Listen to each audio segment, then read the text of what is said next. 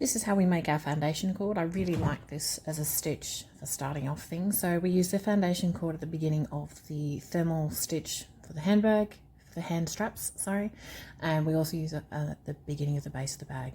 So leave yourself a reasonable amount of tail because we're going to be using that. And then we just make ourselves a slip stitch to go over our hook. Now, the tail is here between my thumb and finger, and my working yarn is back here. And we're going to loop the tail over our hook, that's our yarn over, and then we're going to use our working yarn as the second yarn over, and we're going to pull through both of those loops. And that's our first foundation cord stitch. So I'll do that one again. We're using the tail here. We wind that over, and then we yarn over and pull that through. That makes our second foundation cord stitch.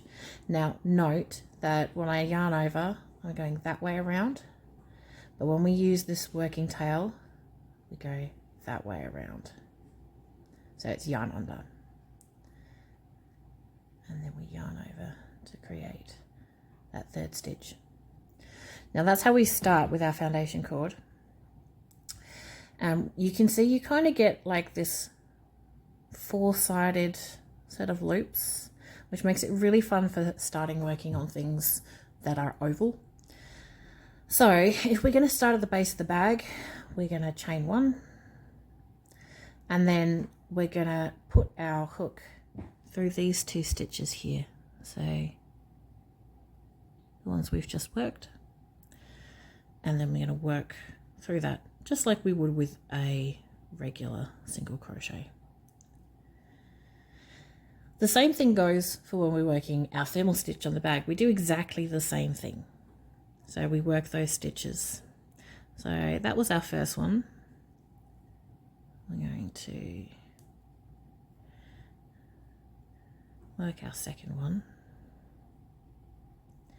and work our third one. That first stitch that we've made is always a little bit tricky to work into, but we've managed to get into.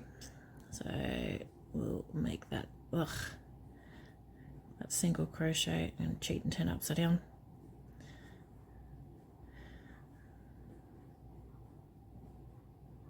Okay, so we've made our 3 stitches. Now if we're going to work thermal stitch, we're going to chain one, work into the back of that loop, and then here we've got that spare loop left from that cord, and we'll work into those stitches like that. And that's how we start off our thermal stitch from our foundation cord. If we're going to work this as the base of the bag, go back into that one. So if I've done my chain, I've just got these 3 stitches. So you'll end up working multiple stitches into that end one. So we'll just work another one for now. And then we end up working up the other side of that. So we work into those 2 loops there that we didn't use when we first made those stitches.